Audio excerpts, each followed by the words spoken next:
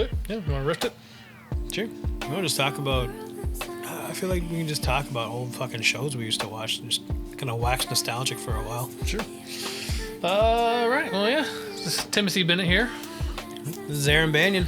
And welcome back to B&B Banter Bros. This is our 15th episode. 15. Woohoo. Almost able to drive. Right. we're definitely hitting puberty. And today I think we're just going to riff it. Yeah. I think we're just going to BS and don't really have anything on the agenda. Yeah, I mean, nothing really planned, and the last episode kind of ended. We were talking about shows we enjoyed watching and stuff like that. And I thought we'd just wax nostalgic for a while and just talk about shows that we used to watch and some of our favorite shit from them. Hell yeah. Yeah, we can do that. I mean, shows, movies, and all that jazz. It's just a lot of them. Yeah. Oh, God, yes. I know. So our last episode was about Galaxy Quest, and that was kind of a nostalgic moment when I rewatched it and we talked about that. Yep. And I suppose we could start with whatever. Do you have some on mind? Some particular that was on?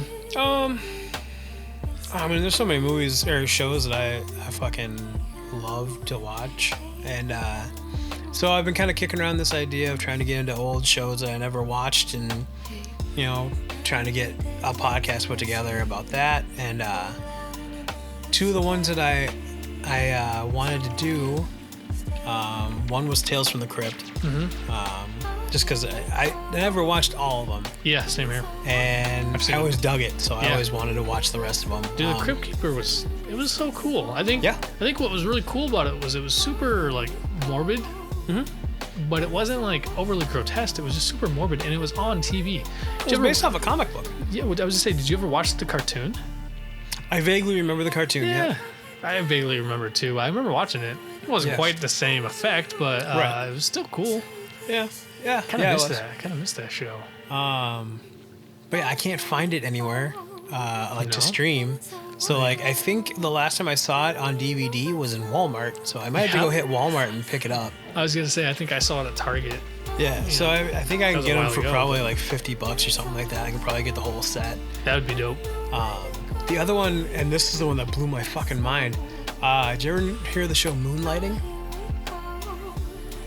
Is that with Bruce Willis? Bruce Willies and Sybil Shepherd. So I never watched it. It was like the 80s when he actually had hair. Yeah. Yeah, before he started going bald. Yep. A little bit of hair at least. Yeah. So I tried to find that series, and streaming wise? Yeah, it's nowhere to be streamed. Not even on Amazon, huh? No, not even on Amazon. And so I just was like, well, I wonder if I can just find it on DVD. I found seasons 1 and 2 for $108. And I was like, what the fuck is happening? No, thank you. I was like, I wanted to watch it, but not that much. Did you try looking on Amazon for to buy? Yeah. Not just for free? No, I looked for it. Wow. It's ridiculous. Yeah. It's like it's nowhere to be found, and I can't imagine why. Like Sybil Shepherd, this was the show that put Sybil Shepherd firmly into being able to act. From what I understand. And then, Bruce Willis was, I think he was already doing stuff at that point, but I think this was, or maybe this might have been his earliest stuff. I don't know. I can't remember. I feel like, other than Die Hard, I think Die Hard was his breakout role, so I don't think, and this was before Die Hard, so. Yeah, maybe. Then, yeah, this was his first, on-air stuff, then. And, Is this like a romantic comedy? It was a comedy where basically, she's in the synopsis of the show is that she is an actress that basically gets bilked out of all her money by her agent / boyfriend or whatever. Bad combination. Left penniless, but basically owns a bunch of buildings that were tax write-offs that the boyfriend was using for money sheltering or whatever. Okay. But they're all vacant buildings or just whatever, except for this one building where Bruce Willis has a detective agency. And so she's shows up to try and tell him that she's going to sell the building or close it down. And he has to convince her to leave it open so he can make a living. And she becomes his new boss. And that's where a lot of the stuff kind of, that's where a lot of it sort of stems out of. And then it becomes, the romance kind of happens, and eventually they end up together and whatnot. From what I understand, I remember blips of the show. Yeah. Like just tiny little like few second blips of it, and that's all I really remember. But I wanted to go back and watch it because I was like, Bruce Willis at that point was doing stuff that was more funny than he was, being this like action star. Yeah, he wasn't, rough and tumble like badass, John McClane. He was just a detective who just wanted to stay open, so he made some money. Yeah. Yeah, the show was 1985 to 1989. Yeah, that sounds about right. I know of the show, but yeah, I've never seen it. Yeah. I think it was a CBS joint. I think. Curtis Armstrong is in it. Who? I don't know that name. Curtis Armstrong played Booger in Revenge of the Nerds. Oh, yeah. Yeah, he's in a bunch of everything. Metatron and Supernatural. I was just going to say he's Metatron and Supernatural. He was also in New Girl. I mean, he's in he's another character, not character actor, but he's a supporting actor kind of guy. He never really does anything straightforward where like he's the star. No, but he's always playing like a goofball or somebody not being taken serious at all. Yeah, I think even in Supernatural, which is a more serious role for him. Yeah, he gets a little like disturbing, like a little creepy. Yeah. Like he's gonna do some damage, but it's hard to take him serious. I think the best line he has in that series, it kind of defines what he plays in general. He's like, "It's funny, huh? A nebbishy little guy like me." Like, yeah. And he's always a very unassuming, like you wouldn't think much of him. I mean, the most standout is when he's Booger on Revenge of the Nerds because he's in a leather jacket and he's always drinking and smoking.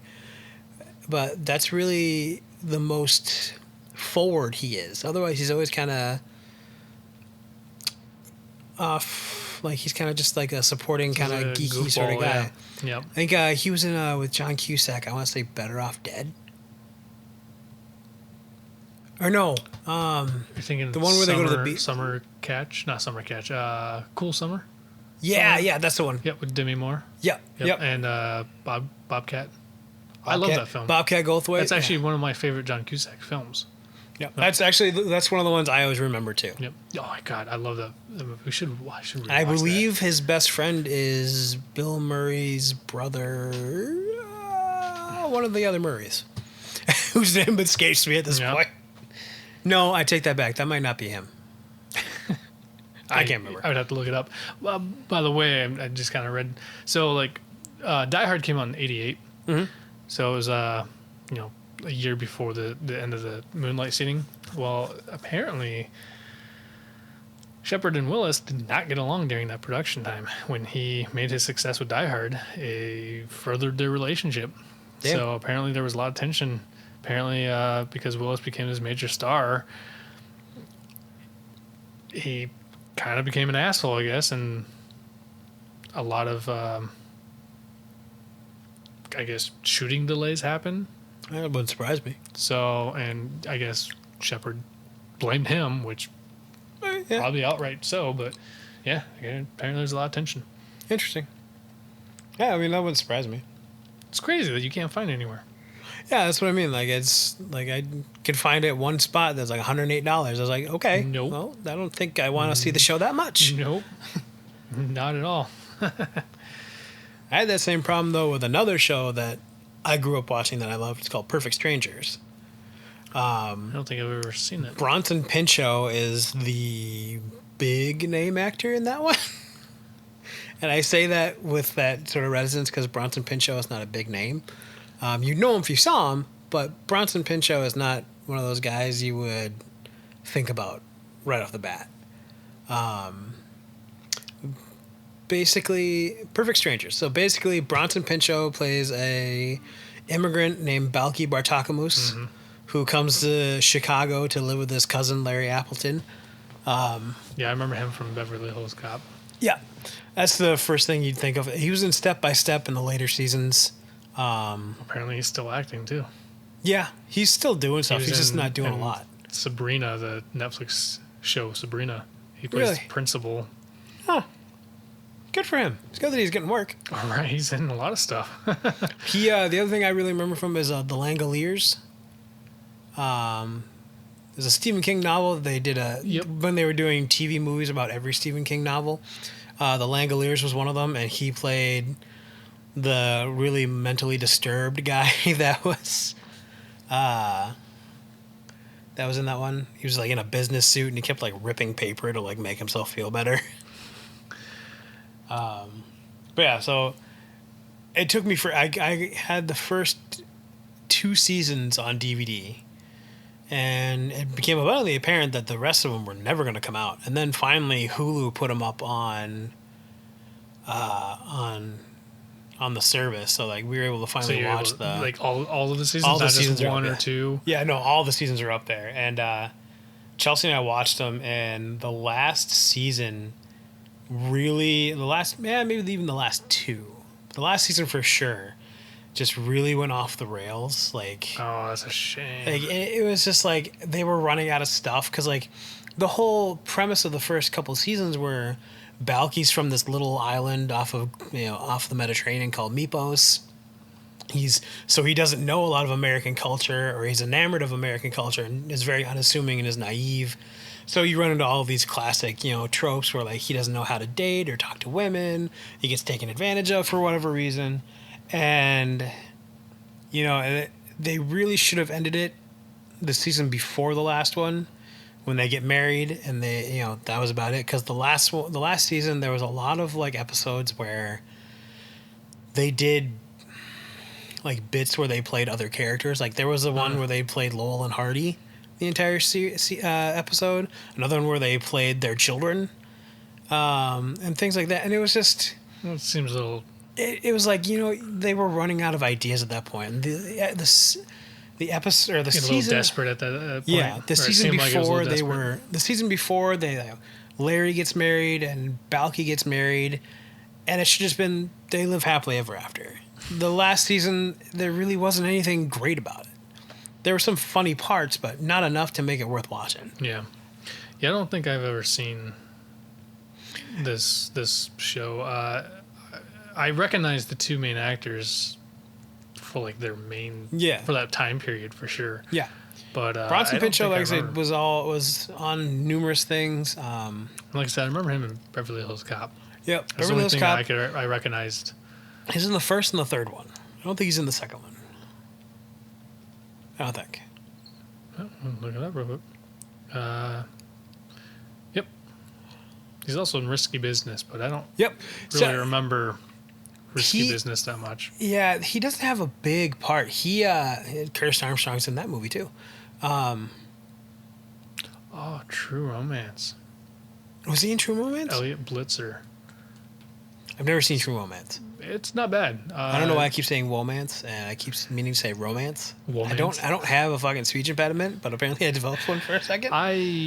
It's been a while since I've seen True Romance. Probably been about 5 or 6 years, but it's good. I've heard it's good. I've heard that like Gary Oldman and Brad Pitt, like the fact that they play characters you wouldn't expect them to play, are probably the funnier. Brad Pitt's character is great, but because he just plays this like he's like a burnout. Yeah, he's just playing this stoner guy that never leaves the house. Yeah. In fact, he takes a hit out of like a bear bong, like a honey bear bong, or something. It's just it's he does have a good line at one point though, or this like guy's like mean mugging him or something. He's like, "Come into my house and oh fuck you," and something after they leave. Like, but he never like leaves the house. He's just a big stoner. Oh, that's funny. It's not bad. That's legit. I've never been a big. People are probably gonna hate me. It's taken me a while to be a Quentin Tarantino person, and even though he didn't direct the movie, he wrote it. He helped write it. Yep. It's definitely Quentin Tarantino style. Mm-hmm. And it's not that I hate Quentin Tarantino. I think it's just the Kill Bills. I wasn't a fan. I didn't care for Kill Bill. I watched them. They were fine. I just didn't care for them. No. I watched The Hateful Eight. That was very interesting. Obviously Pulp Fiction's kind of a classic. It is. See, my favorite was Reservoir Dogs. Reservoir Dogs. I didn't even care for Pulp Fiction as much. I think I don't like Uma Thurman. I'm just not a fan. I can see that. I don't think I've seen anything she's in that's made me go, oh, gee golly, that was fantastic.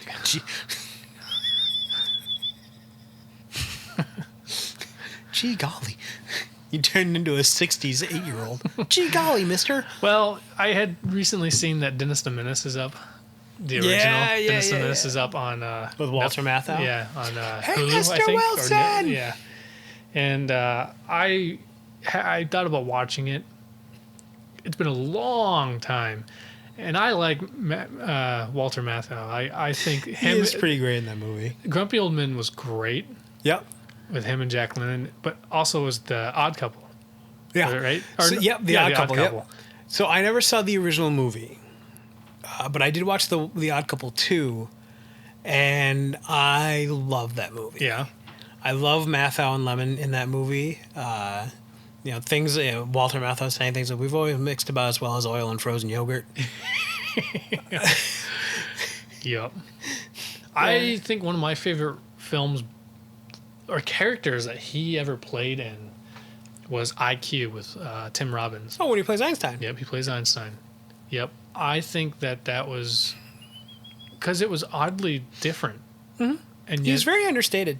Like he was just... But it was perfect. Mm-hmm. Like, it wasn't too hard to see an actual Einstein. If you look at pictures of Einstein and see him, he's very, very close.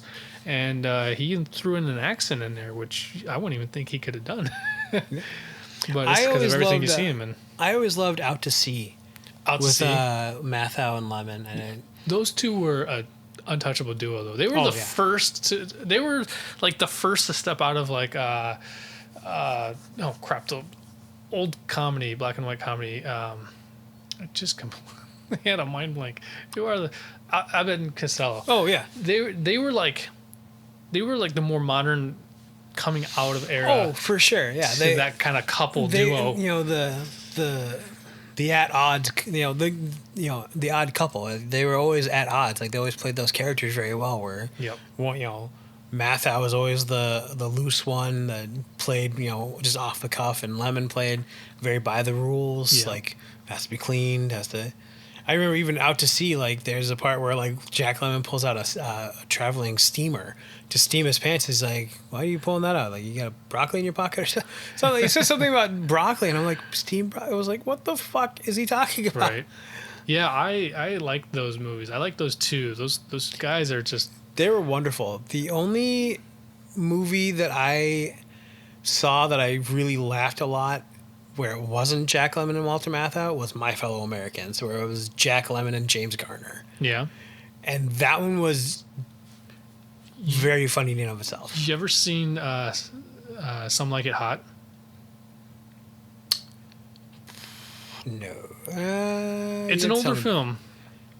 It was 1959, and it stars Jack Lemmon, Marilyn Monroe, Tom Curtis, Jack Lemmon. I was wondering if it was a Marilyn Monroe joint. Yeah, so she plays the female lead, I would say love interest for sure. Mm-hmm. So what it is it was 1959, and this was one of the first films that had cross-gender sexuality and same-sex in film. So it wasn't really done. It was definitely not something very that taboo, was done. Yeah. Yes. And this film had these two gentlemen, Jack Lemmon and Tom Curtis, who were friends. They were like in a jazz band, and they were supposed to be like, they were to make some money, because I think they owed some money to some people, and they needed to make money now. So they had to go and do a gig in like Chicago, but they were all the way in like New York or whatever. Yeah. Or something like that. And so they had to get on a train, or they had to make it there to make this money. And so they end up having to get on a train that was with a band of women and no men allowed or whatever, but to like play with this band to get where they needed to go or to make the money or whatever it is, they had to act like women. Oh, so it kind of the concept of Boat Trip? Or is it Cuba Gooding Jr. and Horatio Sands? Kind of the same concept, I guess. At least conceptually along the same lines. Yeah, I mean, this would probably be the influence for that film. Right, yeah, I actually for like sure. Boat Trip. I think it's hilarious. I've never seen it, but I know the I don't know, plot. I I think know the it's plot hilarious. line. Anyway, I have the movie. I'm sure you do. I mean, there's very few movies I can't imagine you don't have. I should find it and let you watch it because it's good. Yeah. It is super good. It's funny, and there's even, like I said, the same sex thing, because what you're doing is you have like Tony Curtis, his name is Joe, is the main character, and he falls for Marilyn Monroe, but he's dressed as a woman, and so he tries to like kiss Marilyn Monroe, but he's dressed as a woman, and she's a woman. So the idea of two women kissing in that first lesbian scene, although it's not true lesbian, it's just the idea of it, right?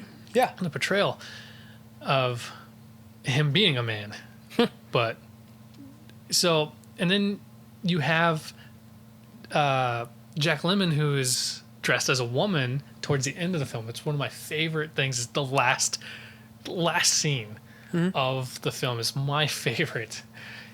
Is they're escaping from these people. So they're like on this resort, and they get caught or whatever by the people who they're running away from, and so they get on this boat, and the guy who's driving the boat or whatever is like infatuated with Jack Lemmon's character, and he's this older guy, and so they're like driving off, and he's trying to say, it's like we're gonna go get married. It's like, well, I can't marry you. It's like, why not? And it's like, because I'm this. And he's like, well, not every, so it's okay. And then it's like, well, because of this. And it's like, I can live with that. And he's like, because I'm a man. I was like, nah, nobody's perfect.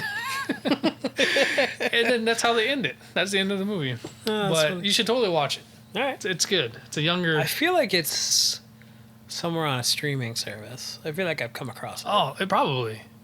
Like, you can definitely give it a shot. It was Billy Wilder who wrote it. Okay. I mean, I don't think you know I was like, much about you said that cinematic. like I was supposed to know who that was. Sorry. Billy Wilder, back in the day, was one of the top writers and directors of like the 1950s. He was one of the top dogs. Of course, one of the few that really stood out.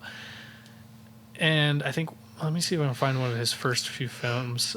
He wrote a lot of stuff, but Double Indemnity was one of his. Devil what? Double. Double Indemnity? Yep, was one of his that he wrote. And I said the Devil Anemone, and I was like, that's a weird horror movie setup. Sunset Boulevard, which is fantastic as well. I've heard of both of those movies. Yep, Sunset Boulevard. The cool thing about that was one of the first few films that dealt with narration after death. So this dude who was a journalist is... Well, you find him face down in the gutter in the beginning. In a pool. In a pool, In a pool. But he's narrating. So he's supposed to be dead, and yet he's narrating. And then it goes into past tense. Sunset Boulevard has one of the most iconic classic lines of all time. It's like, I'm ready for my close-up. Yep. It's a good film. Okay. It really is. I'm not really big into classic films as much, but going to school... Yeah, you kind of had to at least delve into it a little bit. Oh, for sure. I ended up watching a lot. He also did another film called The 7-Year Itch, which was starring Marilyn Monroe. And this film was kind of controversial at the time because it was dealing with women's sexuality and being open to being sexy. It was the woman's gaze, and not like it's far-fetched or even hidden that Marilyn Monroe was a bit of a slut. Well, this film is talking about that. Right. And promiscuity, pretty much, saying it's okay to be a woman who wants to have sex. Right. So it was a little taboo, but Something Like It Hot was also, it turned into the one about cross-dressing and same-sex interesting stuff. And that was Billy Wilder. So like he had his place in the 40s and 50s. Yeah, that sounds like he definitely set himself up.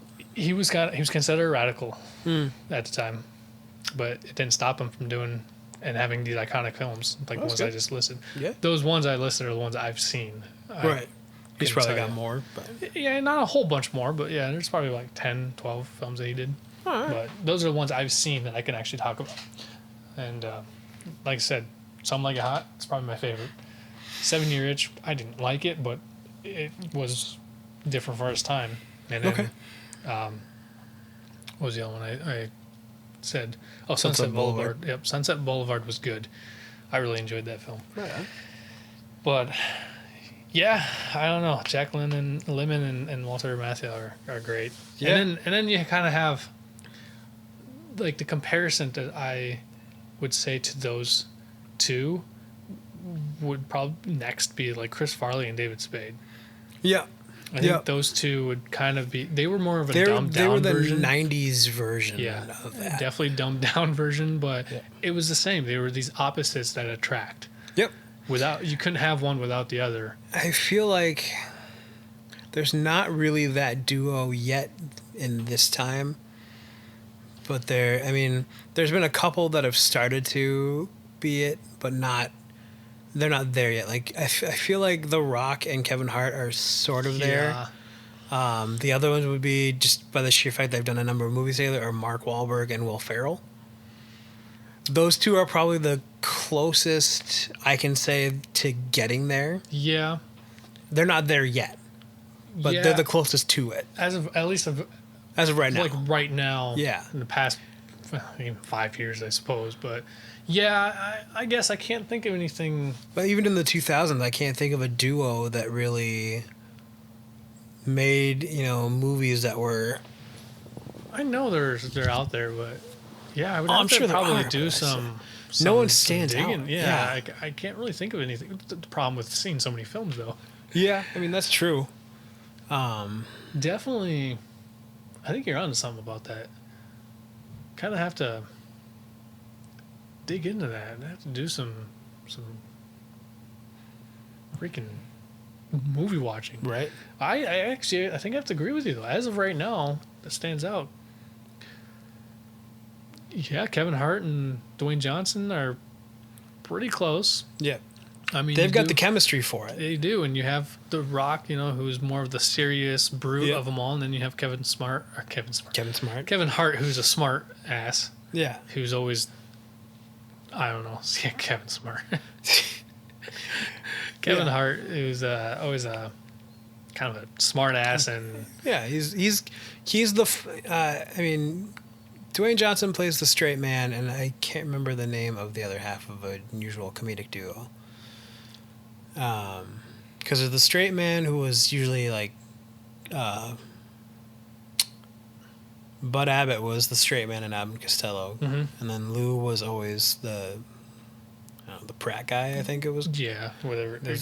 So that's the dynamic. Jack Lemmon was always your straight man. Yep. Walter Matthau was your prat guy, even though they didn't do a lot of physical comedy. No, theirs they were was too a old for lot. that. Yeah, they were too old for that. But even the older movies, like stuff like that, I don't think they did a lot of phisical comedy. I think theirs was a lot of like verbal dialogue. Yeah. And I don't hear or see anyone nowadays, other than those two duos I named, doing anything close to that. No, not really. No, and like I said, David Spade and Chris David Farley Spade. are pretty much the only other two. And as soon as Chris Farley died, yeah. David Spade kind of. It's not that he couldn't hold his own, because he's made quite success without Chris Farley, but you could definitely tell it's like a part of him died with him.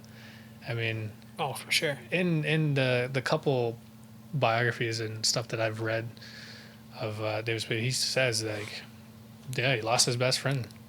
Mm-hmm. So can't really recover from that. So, but he's done well. Yeah, he's done his own thing. He's done well for what it was. And it's not even right. He's one of those guys who didn't ride Adam Sandler's back. Right. Either he did his own thing. He's not that he hasn't worked with Sandler, but no, yeah. He's worked with Sandler quite a bit, and almost everything. He's quite a few things. He's made a little cameo. Yeah. But not the earlier stuff, not in the '90s or anything, but later on. Yeah. He definitely. It's that Saturday Night Live crew. Mm-hmm. Oh yeah. Which I've always said there's that Saturday Night Live was one of those where you had these eras, like you had the really good kind of cast, like they nailed everybody in there was great. And honestly, I think it's the Sandler area for me, because that's essentially what I grew up watching, was that Adam Sandler and David Spade and Chris Farley. Yeah. But before then, you had like Jim Belushi and John Belushi. or Jim Belushi yeah, was Jim Belushi was his brother. Bill Murray, John, Chevy yeah. Chase, Eddie Murphy. So those guys. Yeah. Those guys were like the beginning, though. Mm-hmm. Those guys started that was like the beginning. So they weren't. They had a good cast, obviously. Yeah. But they were still figuring out Yeah. how to do this, and then they came out with Adam Sandler. I think it was just that kind of era was like they refinited it. Like it was just their glory, and then they went into like the Will Ferrell. Yep. Was it Chris Parnell? Yeah, Will Ferrell, Chris Parnell, Chris Kattan, and all those other guys. Yeah, I can't think of Daryl Hammond. Yeah, and I think that's where it kind of fell off after that. That was the last of it, Yeah. in my opinion. Before it, I don't know. Because nowadays I couldn't tell you. Because I know on the that show. you had like, I know that Andy Samberg, was a part of that, and Donald Glover was part of that. Was Donald Glover on Saturday Night Live? He wrote for Saturday he Night wrote Live for it. a Okay. while. Then I think he went and did 30 Rock, because pretty much Tina Fey took him under his wing. He was the youngest, right, for Saturday Night Live too. Oh wow! And I think he was still in his dorm room in college when he started writing for Saturday Night Live. Yeah, I haven't watched Saturday Night Live in many moons. Same here. I think I watched Saturday Night Live around the same time I was watching Mad TV, so that'll give you a frame of reference. I haven't watched Mad TV since like the second or third season. So, the big guy that was in Mad TV. Which one? Artie Lang or Will Sasso? Oh man, I don't know. He's Artie bigger Lang, bald guy. He played in the latest Three Stooges. That was Will Sasso. So Artie Lang was in the first two seasons, and then he left and went on to like the Howard Stern show. And Will Sasso was the guy that kind of replaced him. Yeah, he came out with a new show. Yeah, on he's Netflix. got a new. Yeah, I think it's Netflix. Hulu. Yeah. Yeah, I know the one you're talking about. Yeah. I don't remember what it's called now. I don't remember I know what you're talking about. He's still getting work. I keep seeing him pop up here and there. Yeah. The other guy, I actually just saw in New Girl.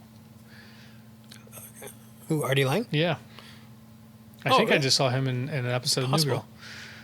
I don't think I see him. Possible. He's not. I don't think he's on Howard Stern anymore. I think he's. Well, he cleaned up because he was addicted to heroin for quite a while. Oh, was he? Oh, yeah. Man. I think he was the guy. I think that's he's what got I'm thinking of. He's got a couple books. I think his first one's called. I feel like the first one's called like Too Fat to Fish or something like that. Too Fat to Fish? That might be wrong. That might be just something I'm remembering. But like he. Sorry, not New Girl. He talked about the fact that he was probably one of the world's only fat heroin addicts. This isn't the guy I was thinking. I remember this guy. Well, he was in this movie Beer something. Beer League. League. Yeah, that was like his big. That was Artie Lang. It was called Artie Lang's Beer League. Yeah, that was the other thing he did. He was in Dirty Work with Norm Macdonald. Artie Lang is his best friend that like.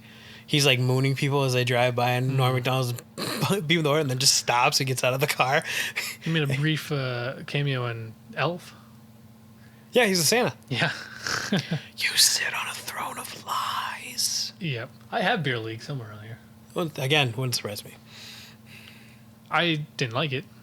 No, it definitely felt very flat. He is funny when he has other people to act off of. Oh, he's in Boat Trip. That's right. He plays the best friend in Boat Trip. He plays Cuba Gooding Jr.'s I thought friend. that was Horatio Sands. Oh, man. Maybe. Horatio Sands was on Saturday Night Live. It's been a long time since I've seen Boat Trip, too. I think that's Horatio Sands is who you're thinking of for Boat Trip. I don't think Artie Lang is in Boat Trip. Is he? Yeah. I could have sworn he was the one that was the one that he got to come on the trip with him. Oh, no, I think that's Horatio Sands. Maybe. Oh. I think Artie Lang was Will Ferrell's love interest at the travel agency. He's the one that drives the car and like cuts them off or whatever in their parking spot. Never seen the movies. I don't know. Oh, God damn it, Aram. You can't talk about a movie you haven't seen. Boat Trip isn't bad. It's not bad. You were telling me it wasn't bad. But yeah, so like Cuba Gooding Jr. and his friend are like pulling up into this travel agency, and this douchebag or whatever like cuts them off or parks in a spot, and then like they bicker and yell at each other and say "fuck you," or "fuck you," "fuck you," or "fuck you," kind of thing. And then they go into this travel agency, and he's the guy that has to help him out. And then they're like arguing or bickering and whatever, and then Will Ferrell comes over and says, "Oh, I'll help you out," and then start typing or whatever. It's like, "Oh yeah, we'll set you up for the cruise. We got it. No worries, we got it." And then they leave, and then they set him up. They set him up, and Will Ferrell, I think, kisses like Artie Lang character and said, "No one messes my boo," or something like that. And you find out they set him up for a gay cruise. That's funny. So, yeah, that's why.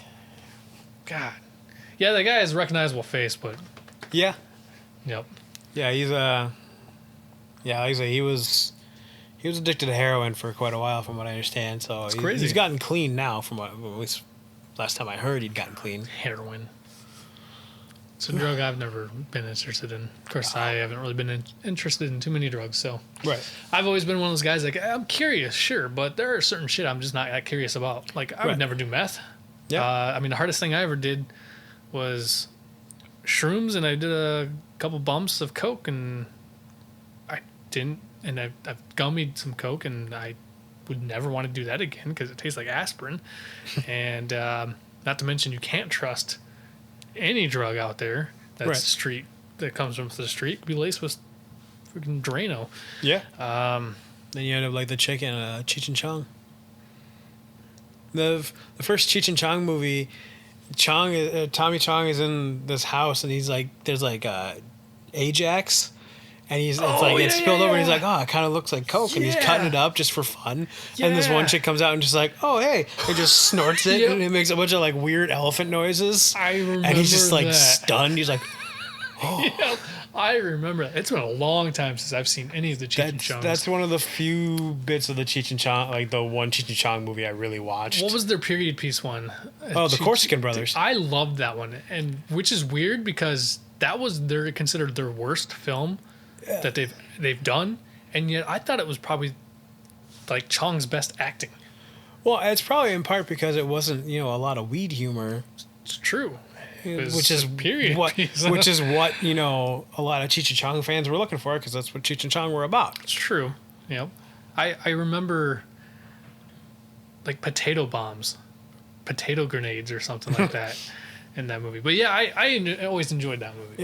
It would be the same concept as like nowadays people watching the crew from Half Baked do Shakespeare. I feel like that would be the same reaction. Be like, why aren't they doing any weed humor? Well, I feel like they could pull it off, though. I mean, you could. But I mean, if they just wanted to actually do like Shakespeare or something like that, something serious, and people would just be like, well, we liked you in Half Baked. Why aren't you doing that? I know exactly what you're saying. Who's the guy that was in Rocket Man and stuff? He was the goofy guy. Harlan Williams. Yes, Harlan Williams. So he's probably the one I could not see do Shakespeare. Dave Chappelle, I think he could pull it off. Especially nowadays, he's gotten a lot more serious. He could do it. I think he could pull it off. Brewer, I actually could maybe do it. I could see him do it too. It depends on the role. Yeah, he could probably pull it serious enough to pull off a little spurt. I don't think he could be any lead by any means. No. And the guy who played Scarface, whose name escapes me, could do it. Because he's doing serious work now. He's on a hospital show. Is he? I think so. Last thing I seen him on was Sesame Street, or something like that, or some Sesame show Street. He did there was a dog puppet show. Yeah, I know the show you're talking about. It's on Amazon. And gains some weight, and I'm like, God, that guy looks familiar. Why does he look familiar? And it's like Half Baked. Yeah, he's gained a little bit of weight since he did the Chappelle show and Half Baked. But yeah, those guys could do it. I'm just saying that like their fan base like would be very upset with them. It's true. No, I know what you're saying. I definitely understand what you're saying. It's unfortunate that like those kinds of typecasting, like, you know, guys that, I mean, Tommy Chong's kind of just happy doing whatever he does. Cheech, I think, kind of can do. Cheech has got enough acting credits and chops that like he can kind of do whatever he wants. Yeah, I mean, he did really well at spreading himself out. Yeah, he obviously stayed very, you know, hey, the Latino guy. Oh, it's kind of hard to get away from that with him, but yeah, I mean, you know. But I mean, the problem was when they came out with Cheech and Chong, like Born in East LA, for example. Yep. He's playing the same role. It's just a little less drug influenced. He's not high all the time, or he's not whatever. Because I actually think that's a great film. It's been a long time since I've seen that one. That one and Shrimp on the Barbie were both movies Shrimp I and watched. the Barbie. Like, my God, that's right. I watched both of those pretty close together, and I don't remember a whole lot from either one. I must rephrase what I said. They're not great. They're not like spectacular. I just enjoy them. They're fondly remembered. Yeah. They weren't gonna blow the doors off anything. It's the same way I remember. I don't think anyone else really feels the same way as I do. My favorite Richard Pryor movie is called Moving. Yeah. Yep. Which has Dana Carvey in it. It makes a guest appearance. And Dave Thomas is in it. I think, and Randy Quaid's in it. I love Moving's great. Moving's one. Has some good quotes to that one too. Moving I don't know is my favorite Richard Pryor movie. Oh, mine is See No Evil, Hear No Evil. See that's my favorite Gene Wilder Richard Pryor movie. Yeah. But Richard Pryor on his own has to be that's fair. Moving. The Toy is probably second on that list. I didn't like The Toy. I like The Toy simply because I remember watching it as a child. See, and I thought there was something off about that movie to me that I didn't feel comfortable with. Well, it's inherently racist. Oh, well, that's Richard Pryor, though. He embraces the racism for his comedy. Right. It wasn't outright funny the way Richard Pryor could be. Definitely not. It wasn't a bad film because it was kind of him trying to be a little more serious too, with the whole child not having a father and just being replaced by I toys. believe that kid did porn when he got old enough. I feel like I saw something somewhere about that. But yeah, I mean, between Richard Pryor and Jackie Gleason, you know, coming off of The Honeymooners, I mean, I don't know that he was racist, but I mean, I can't imagine him being, you know, not at least somewhat unagreeable about things. Yeah. Not to besmirch his name, but I mean, I don't know. So I don't remember. I think he said it in maybe his autobiography, but I hadn't read it. Was Gene Wilder was saying, because Richard Pryor was known to be hard to work with. Mm-hmm. Not only would he be coked out or drugged up or whatever, he was notoriously late. He just wasn't responsible. Yeah, he kind of thought he was an asshole to everybody, kind of thing. And Gene Wilder was one of the few people that could work with him more than once. Mm-hmm. You know, I think he was Stir Crazy was the other film that they did. They did Stir Crazy. I think they were not Car Wash. That was George Carlin and Richard Pryor. Yep. Stir Crazy, Silver Streak, I believe, is those two together. Hear No Evil, See No Evil. And that's my favorite. See No Evil, Hear. First of all, the concept. Yeah. Brilliant. Oh, I love Brilliant. When they're driving the car. That was my favorite scene ever. That movie is one of my favorites. I love Gene Wilder. What are you, deaf? No, I'm blind. Are you deaf? Yes, I'm fucking deaf. Are you blind? Yes, I love it. And I was like, why can't you read? No, I'm blind. Something on those lines. Great film. And I remember Gene Wilder in that movie talking about how he was an actor and like at one point he couldn't hear the lines anymore, so he couldn't act. Yeah. It was a very serious moment at the beginning of that movie. I don't want to get too far off topic of what I was saying yet. So Gene Wilder, there's only a few people that can work with him more than once. So here's the thing that is interesting about that. The reason why, at least the way that Gene Wilder says the reason why is, first of all, Gene Wilder was in the military, so he has a bit of structure and discipline. He was also a therapist. Mm-hmm. He's a psychologist in the military. Oh, wow. Okay. So he understands how behavior works. And two different, almost drastic, one about learning, like one physically having to learn his own human nature and stuff in the military, Yeah. and then rebuilding himself and all that stuff for that kind of world, and then being a therapist, and then going to school and learning Yeah. the idea of human thought and nature, Mm-hmm. and then him being an actor along with that, which made him such a good actor because he understands these things, and not only that, him being a comedian. Yeah. Not just an actor, because he's like he was doing Shakespeare or drama type stuff as much. He was a comedic actor. He was funny, and he did really, really well. But it's because he understood, and that's probably the reason why he could work with Richard Pryor, is he knew how to deal with him. Simple as that. Yeah. Just off of his experience of, I guarantee the military, he's dealt with worse people. Oh, sure. And then being a therapist, he's had to have patients or whatever worse than him and help them out. And then being an actor, he's probably just, Yeah. I don't know. For sure. That was something I was like, that is interesting. That is very interesting to me to think about his history and then going, God, no wonder you could work with him. Speaking of Gene Wilder, one of the last things I ever saw Gene Wilder in, he did a couple guest spots as on Will and Grace as Will's boss. Yeah. Hilarious. Yeah. He was great. I've never seen Will and He Grace. was much older, so you could see his age, but it was just he was supposed to be this. I can't remember what Will did for a living in the show, but he was supposed to be like the president of the company or something like that. It's supposed to be this hard ass like shark of a boss. And Will goes into the bathroom and just hears, oh. He finds Gene Wilder in one of the stalls, just kind of sulking to himself. He's just distraught.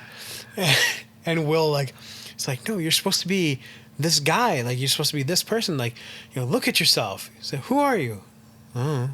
He's like, you're Stein. Like, I think his name was Stein. He's like, say it. You're Stein. You're Stein. No, say I'm Stein. You're Stein. No, you are Stein. It's a classic trope right there. I'm Stein. And then he gets worked up. He's like, hey, you're fired. He's like yelling in the mirror. He's like, hey, you're fired. He's just yelling at nobody in the bathroom. Just.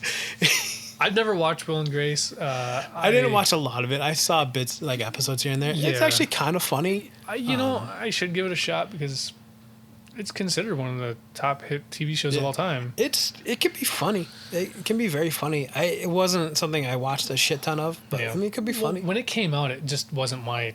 Yeah. It didn't grab my attention. Same with Helen Hunt and Paul Reiser's. Oh, are you mad? Mad No. About You. Mad About You. Yeah. Are you mad? You had the mad right. Are you mad? Mad About You. That's our new sitcom. Are you mad? Are you mad? I watched that. I watched bits and pieces of it. It was above my head because I was a kid. Yeah. So it wasn't like I could relate or even understand a lot of what they were going through. I agree.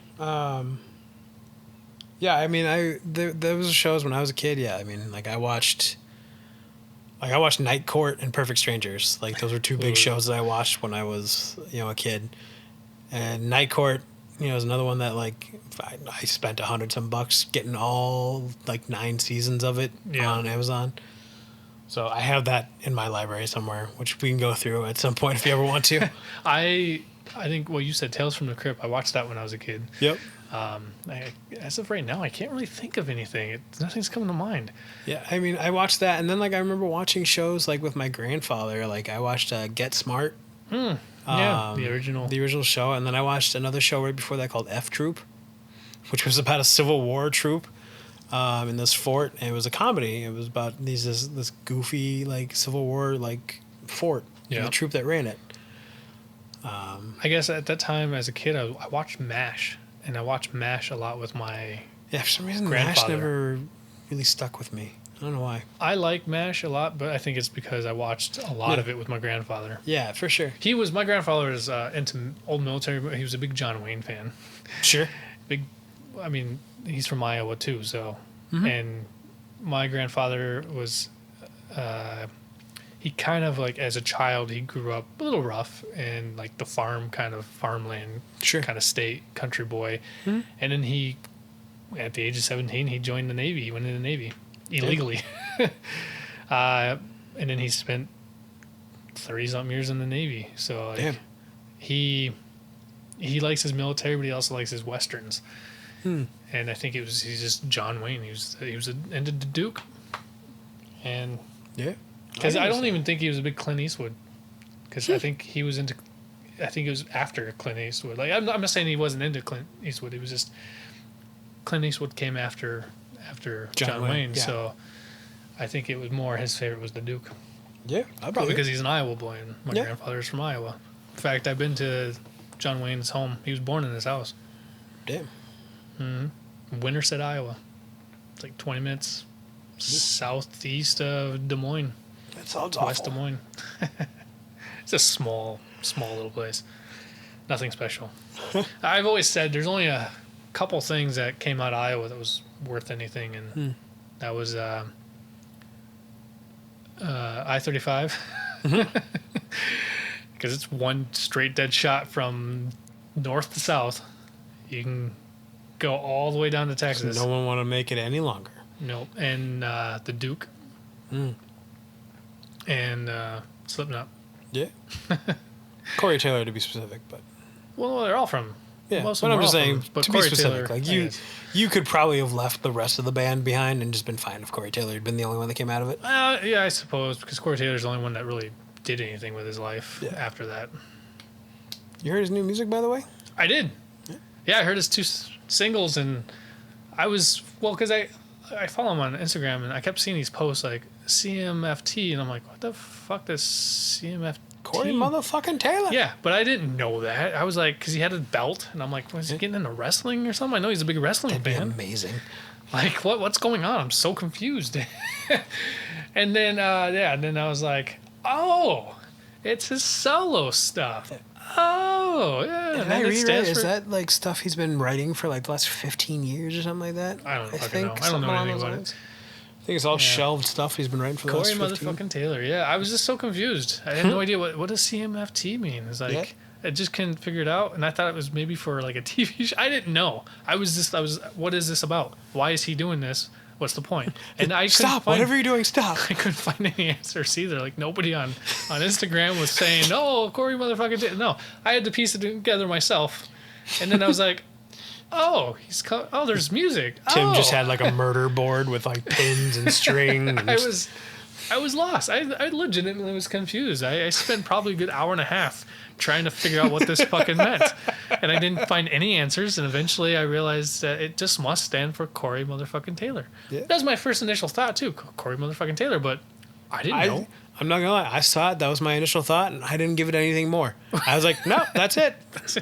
But I listened to his two songs and I liked them. I haven't listened to the one he did with Tech Nine and whoever else is on the. Kid Bubble, Kid Booby. I don't know. Yeah, Something. I haven't listened to that one. I listened to the other one. And it was all right. I liked Blue Eyes Black. Blue Eyes Black. That's the other one. Yeah, that's Yeah, the one that he I didn't like- do with Tech Nine. I liked that one Yeah. a lot. The other one that he did with Tech Nine and CMFT stuff, must be stopped. I think Yeah. it's called. it was okay. It was fine. But I This- liked the other one better. This apparently, from what I read, is just him doing what he wants. Yeah. Like this is Well, nobody stopped him from it's- doing that to begin with. right, but I mean, like, it was definitely like he didn't have to format himself to fit Slipknot or Stone Yeah, Sour. Like yeah. this is He literally just is just him doing what he him wants. doing what he wants to do. Yeah, no more power to him. Like Yeah. I dug the songs. I'm kind of excited to listen to. In fact, I almost bought his autograph CD. Oh, yeah? 'Cause, yeah, you could right now go on the website and for like $30, I think you can buy an autograph CD. That's not bad. CD. Maybe it's even less. It might be like $10. It might be just a CD and it's autographed, but limited. I mean, because I got the Corey Taylor, Yeah, the Corey Search Taylor of shrine. Darkness and stuff. Well, I don't have a shrine. Not yet. I got a Deadpool shrine. You don't have enough I'm stuff not yet. that obsessed with Corey Taylor. No, really, you just don't have enough stuff yet. I mean, yeah, maybe. I don't know. I'm not that obsessed with him. I just like him a lot. Lies.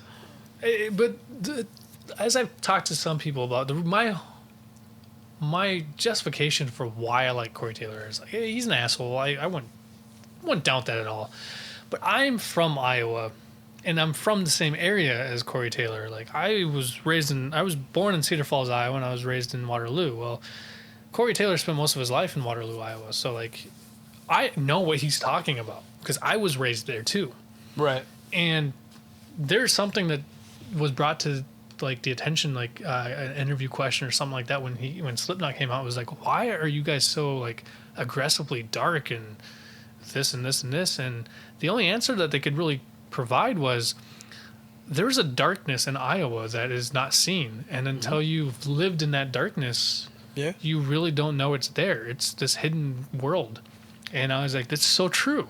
Yeah, it's very true. I understand. Like, Iowa's, compared to Minnesota, especially, like, Iowa's about $2 or $3 less income base than Minnesota, right? So if I go down to what I'm making now, which isn't, it's just a little bit above the average wage probably for somebody in my position, but not by much.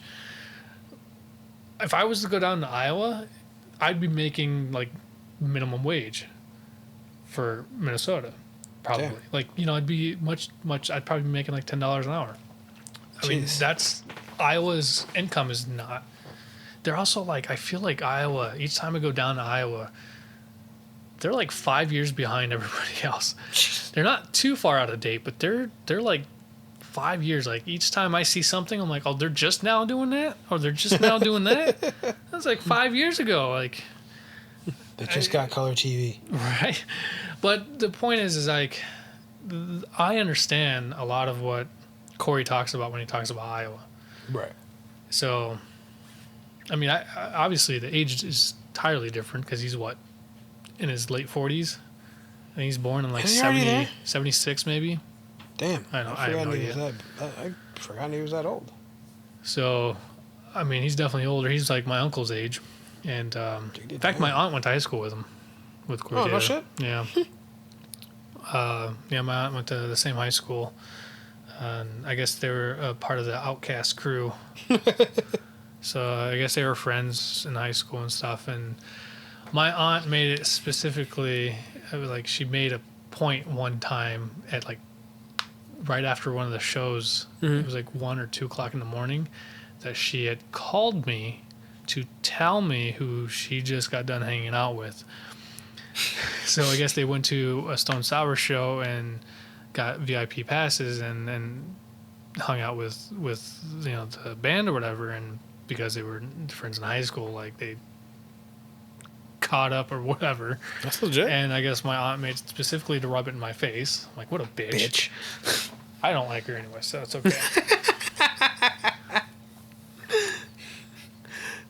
Yeah, she's definitely one of the family members we just kind of don't talk about anymore. Especially after that incident. Yeah. So I love my cousins, but don't like her. And yeah, I just right. Damn. What a bitch. She's like, oh, you know the band Stone Sour, right? You're into that music, right? And I'm like, yeah, I am. Why are you calling me? I mean, I was up, but she called me at like 2 a.m. I'm like, oh, well, we just left a Stone Sour concert, and I was hanging out with Corey and this. And I'm like, why are you telling me this? Like, that's kind of a shitty thing to do. Thanks, asshole. Goodbye. But yep, that's why I like Corey Taylor. Yeah. His books are good. I like him, but I mean, he's definitely an asshole. Yeah, but I mean, a lot of people that are, I think, intelligent in the way that Corey Taylor is, like, tend to be considered that anyway. Yeah, and he's super intelligent. He's a very smart guy, and but he knows kind of like, he's like the rough smart, meaning like, because of the way he was raised, he learned quickly. On these things, and because of his habits that he had as a younger man and stuff like that, he quickly learned about life. And which is why I can relate. And then he goes, but he was super smart. He was passionate about music, and he got into music because of his grandmother. Like, his grandmother was a big Elvis fan, and Corey Taylor grew up listening to Elvis, so he has a soft spot for Elvis because of his grandmother. And his grandmother was one of the few people that raised him, pretty much helped raise him. His mom wasn't around, so he finally got his guitar, and he just played and started writing songs and things like that. Eventually tried to find bands, but he was also a reader. He spent a lot of time, like, he didn't have a lot of friends, so if he wasn't out causing mayhem and getting into trouble with some of the friends he did, he stayed at home and he'd write a lot. So he got his hands on everything he could read. And that's why he's really good with words. That's why the lyrics that he provides in Slipknot, if you were to actually break them out and read them, they're pretty, sophisticated. We're both having trouble today. Don't worry about it. It's because it's morning. It's true. I think my cup of coffee's wearing off. My Rockstar didn't do shit for me. Yeah. Either way, I mean that's my case on Corey Taylor. But I don't know, man. Do you got anything else you want to talk about, or no? We can probably wrap it up. So wrap her up. Sounds good. Well, I guess we'll have to next podcast we'll have to do our music. Yep. So we'll talk about the Billie Eilish album that we were listening to. Yeah. What the hell's it calling it? Where do we go? Where do we go when we sleep? Yeah. I think that you guys will be shocked to hear our opinions on this one. But, or not. I guess. Yeah. You don't. Yeah, I don't know. We can. I mean, we'll probably. I don't know. Obviously, we're not gonna give it away, but no, we'll wait for next time. Yeah. So, otherwise, you can catch us at on Facebook if you want to get a hold of us through some kind of format. We got Facebook at B&B Banter Bros on Facebook. We also have an email account. So B&B Banter Bros at gmail.com. Yep, BNB at Gmail. I had to change everything. It just sucks. Why can't I have the consistency? It makes everything in there, but no. And then you can also check us out on Facebook. Or not Facebook. I already said that. Yep. Instagram. Yep. Instagram, which is BNB. Yep. Banter Bros. But we'll put all that in the description detail. Sure. Yeah. So try to make it a little less work for you. So feel free to hit us up, send us suggestions, comments. Yep. Whatever you want. All that. I'm not gonna tell you to live your life. That's your job. Unless you're doing it wrong. But send us suggestions, but not stupid ones. Right. Yep. But this is Timothy Bennett. This is Aram Banyan. And we'll catch you later. Later. Peace.